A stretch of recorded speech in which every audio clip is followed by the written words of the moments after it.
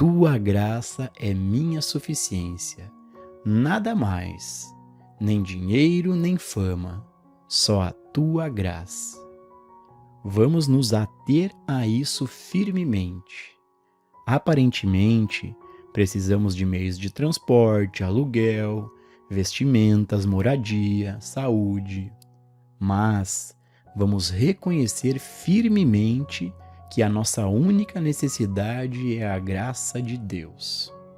Nosso trabalho pode exigir maior força, maior conhecimento ou maior capacidade do que parecemos possuir, ou podem haver maiores exigências feitas sobre nosso bolso do que podemos atender.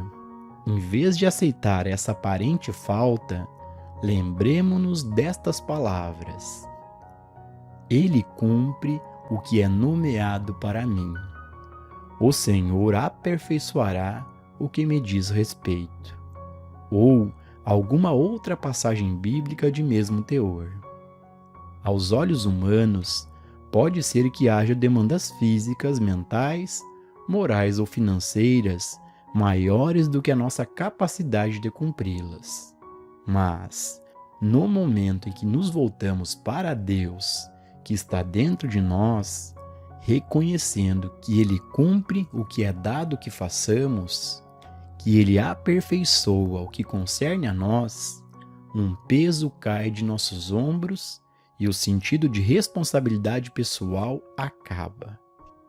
De repente, nos é dada a capacidade necessária que descobrimos não ser nossa de maneira alguma. É a capacidade de Deus sendo expressa através de nós. De nossa fraqueza vem a força. Não a nossa força, mas a força dele, que nos permite executar qualquer obra. Se precisarmos de descanso, nos voltamos para as Escrituras e encontramos: Vinde a mim, todos que estáis cansados e oprimidos, e eu vos aliviarei. Uma das passagens mais reconfortantes das Escrituras é: A minha paz eu vos dou, não como o mundo a dá. Se nos concentrássemos nessa declaração por um mês, um mundo totalmente novo se abriria para nós. Conhecemos o tipo de paz que o mundo dá, mas essa não é a paz que precisamos. Acreditamos que teríamos paz se tivéssemos suprimento suficiente, se tivéssemos saúde e a companhia certa. Isso pode ser verdade, mas a posse de todas essas coisas não garante que não seremos perturbados por alguma outra necessidade. Enquanto procurarmos pela paz nas pessoas e nas situações, não encontraremos satisfação ou paz duradoura. A minha paz, não como o mundo a dá, mas a minha paz. Minha paz é um espírito suave que transborda dentro de nós e não tem nada a ver com as coisas do dia a dia, embora, no final das contas, resolva todas elas.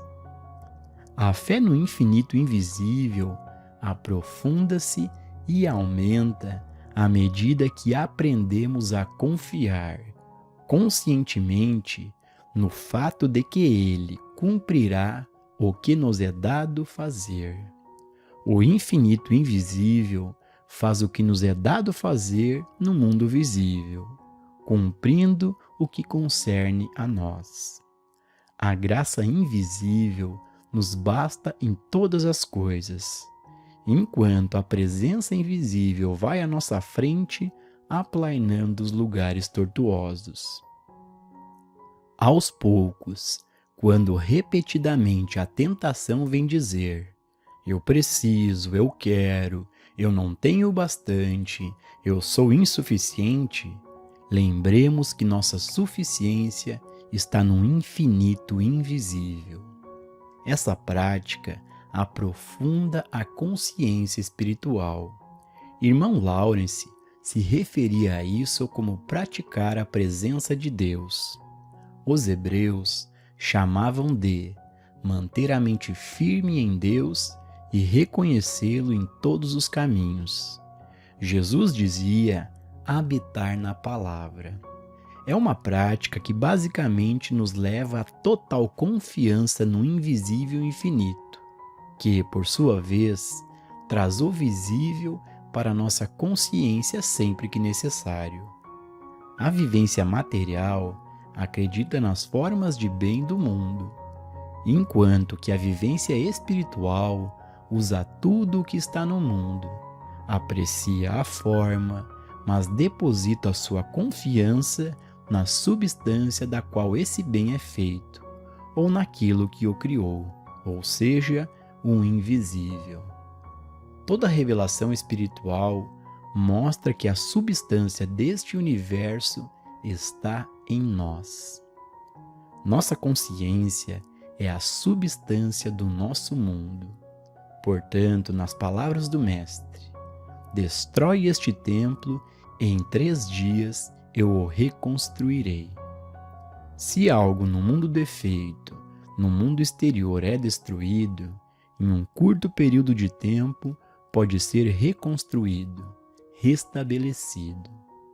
Grandes civilizações foram destruídas e outras tomaram seu lugar. Tudo que foi construído pode ser reconstruído, porque tudo que existe no reino exterior só existe como atividade da consciência. Se perdermos nossa casa, nossa fortuna ou nossa família, podemos estar certos de que a consciência que as construiu poderá reconstruí-las. A compreensão do invisível como substância de toda forma é vital para a obtenção da consciência espiritual. E à medida que essa compreensão aumenta, a confiança no infinito invisível cresce, e nosso amor, ódio ou medo daquilo que é exterior diminui. Vemos o infinito invisível como lei, causa e atividade de tudo o que é, e deixamos de nos preocupar com a forma, seja ela pessoa, coisa ou condição, pois ela é apenas o resultado natural da atividade da lei e da causa invisíveis. Cada questão da vida é determinada não pelas condições e coisas externas, mas pela nossa consciência. Por exemplo, o corpo. O corpo, por si só, não tem poder, não tem inteligência, nem é responsável por suas ações. A mão permanece exatamente onde está para sempre, a menos que algo a comande. E esse algo chamamos de eu, o qual determina como essa mão será usada, uma vez que ela não pode determinar nada por si mesma. Ela existe como efeito ou como forma que responde a um comando, e, por ser veículo ou ferramenta, ela nos obedece e assim lhe atribuímos utilidade. Esse conceito pode ser aplicado a outras partes do corpo. A consciência, que originalmente formou o corpo, o mantém e o sustenta. Deus nos deu domínio através da consciência, e essa consciência, que é o princípio criativo do nosso corpo, também é a sustentação e o princípio que o mantém. Assim que compreendemos esse princípio, alcançamos o princípio da vida. Literalmente, o reino de Deus está dentro de nós.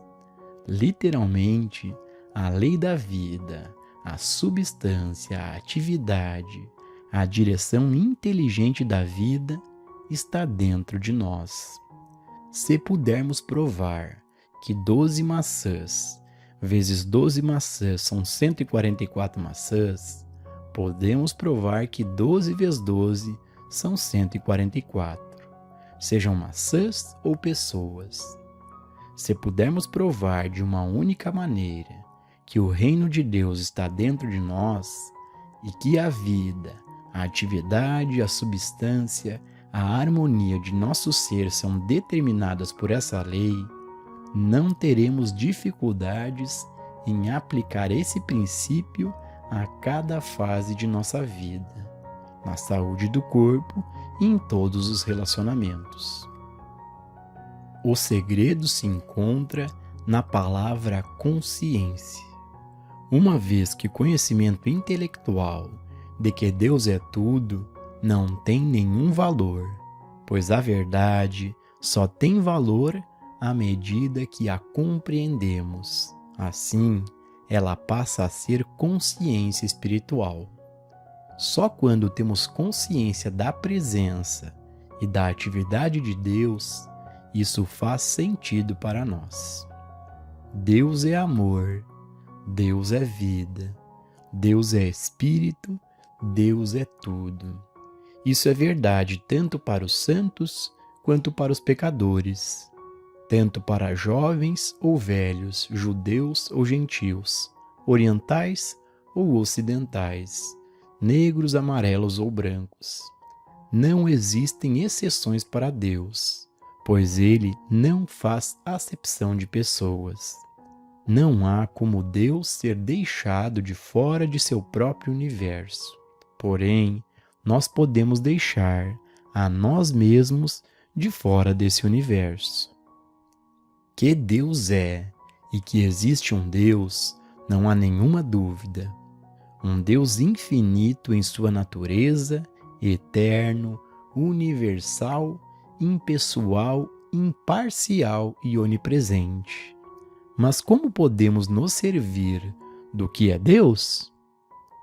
Como podemos trazer o que sabemos a respeito de Deus para a nossa experiência individual? Para ilustrar, voltemos ao campo da música, cujo princípio é absoluto. Contudo, caso não entendamos este princípio e os sons produzidos se tornem uma confusão de ruídos dissonantes, o princípio não deixa de existir. É necessário que nos dediquemos mais diligentemente a praticá-lo, para nos tornarmos eficientes em sua aplicação. Assim deve ser em nossa experiência com Deus. Deus é e Deus está aqui e agora, mas Ele está disponível apenas à medida que compreendemos e nos dispomos a aceitar a disciplina necessária para obtermos a mente que estava também em Cristo Jesus. De nada adianta sentar e implorar: ó Deus, quando é que você vai agir na minha vida? Aceite, Deus é bem. Ele já fez sua parte. Obrigado, Deus, por este princípio estar disponível o tempo todo. Mostra-me o que devo fazer para utilizar este princípio, este amor, esta vida, este corpo imortal. Quando alcançamos esse estado de prontidão, começamos a trilhar o caminho que leva à consciência espiritual. A consciência espiritual é alcançada através da atividade da verdade, na consciência fundamentada nas citações bíblicas ou declarações dessa verdade. Quanto mais lemos e ouvimos sobre a verdade, mais ativa ela se torna em nossa consciência. Assim, aprendemos a habitar na palavra e damos o primeiro passo no caminho.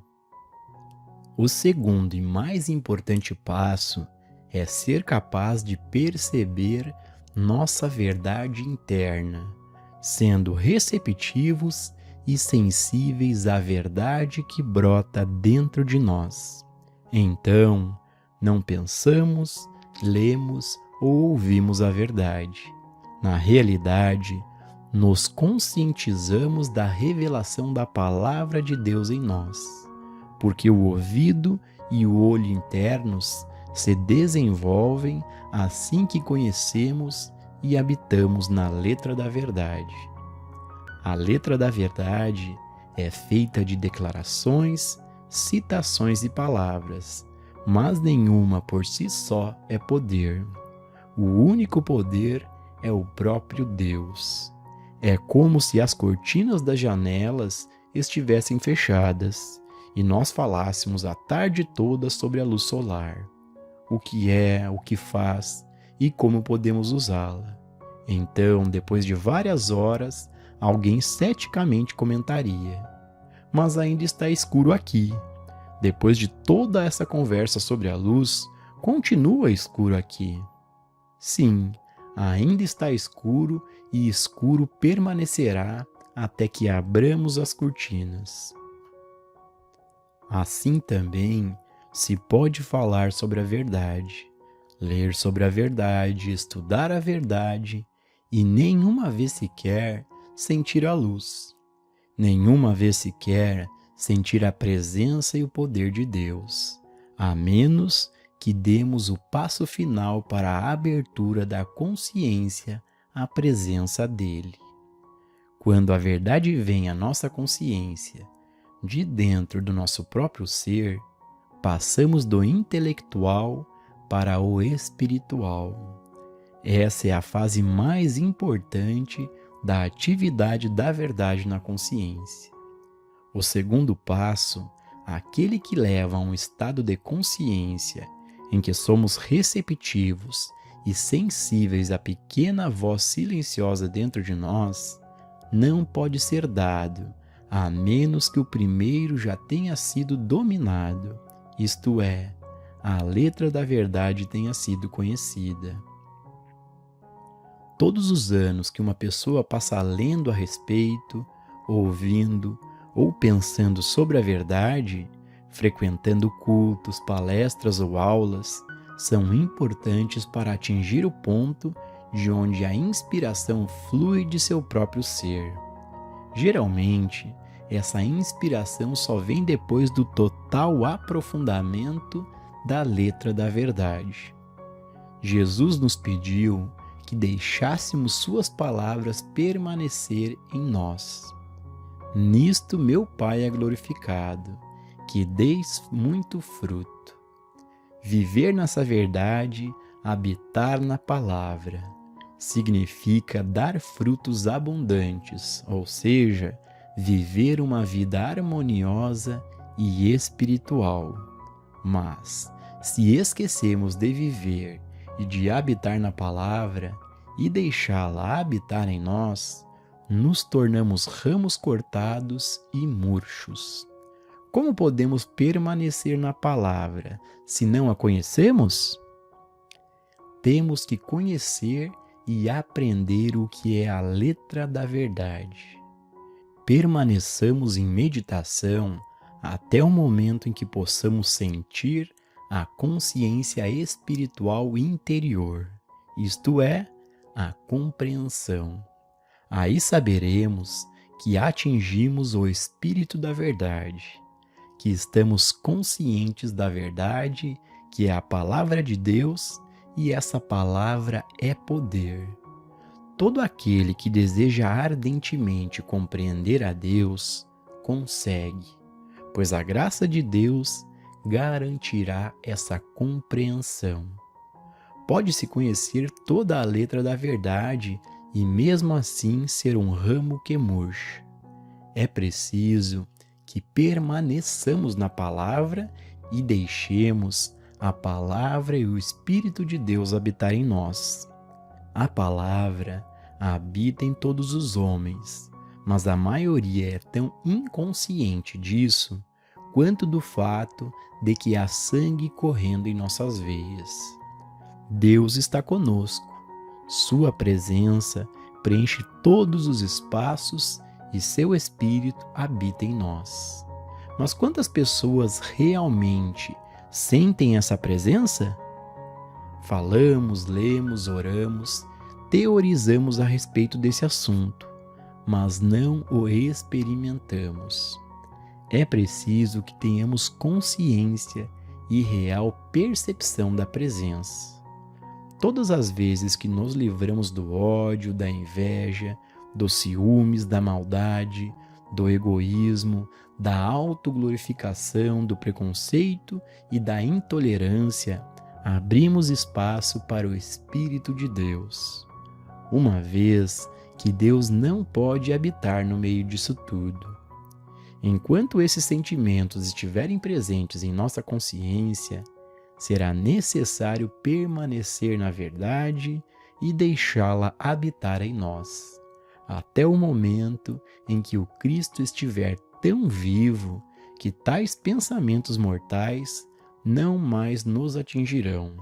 Assim, o Espírito de Deus habita em nós, que é o Cristo em vós, a esperança da glória. Eis que estou à porta e bato. Se alguém ouvir a minha voz e abrir a porta, eu entrarei e com ele cearei, e ele comigo. Na maioria dos ensinamentos religiosos, aprendemos que o Espírito de Deus está em toda parte, mas isso não é verdade. Se fosse assim, seríamos livres, saudáveis, ricos, independentes, alegres e harmoniosos. Não. O Espírito de Deus está presente somente onde ele é percebido. É necessário que sintamos a presença real de Deus para possuirmos esse Espírito.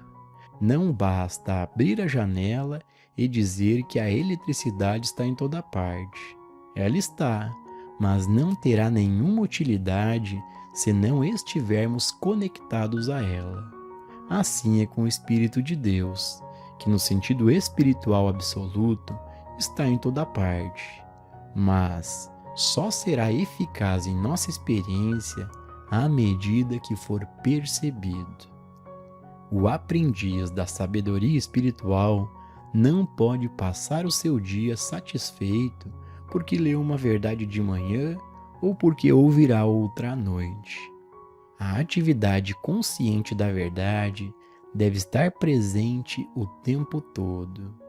Isso não significa que precisamos negligenciar nossos deveres e atividades diárias, mas sim que precisamos treinar nossa mente a fim de manter alguma área na consciência sempre conectada à verdade.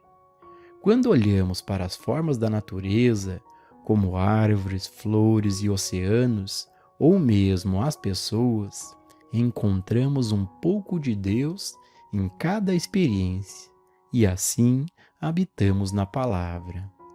O objetivo está muito perto de nós, mas, por mais perto que pareça, está muito distante, porque a cada desafio superado, outro se segue.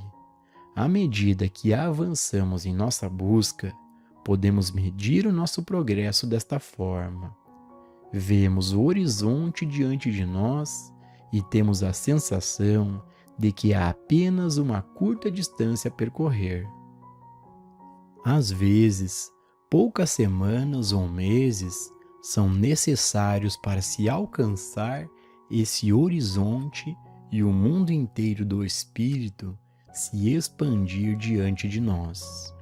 Nesse momento, acreditamos que realmente entramos no reino dos céus e realmente entramos, mas por poucos dias.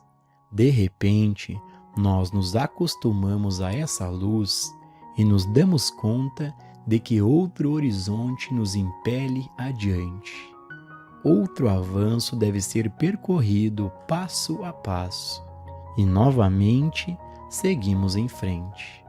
É importante aprender tudo o que pudermos sobre a letra correta da verdade, compreender todos os princípios e então praticar até passarmos do conhecimento intelectual à consciência interior.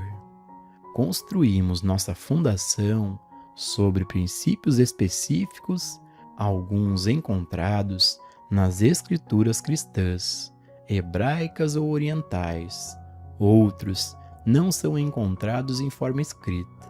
No entanto, são conhecidos por todos os místicos do mundo. Quanto mais avançamos nesse trabalho, mais necessário se torna que saibamos cada um desses princípios que formam a base de nosso entendimento. Eles devem se tornar tanto parte de nós que, quando nos depararmos com um problema, não precisamos pensar neles conscientemente.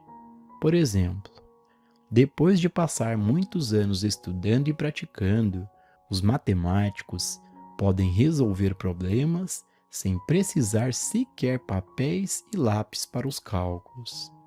Arquitetos podem esboçar uma bela casa em pouco tempo usando sua capacidade e conhecimentos.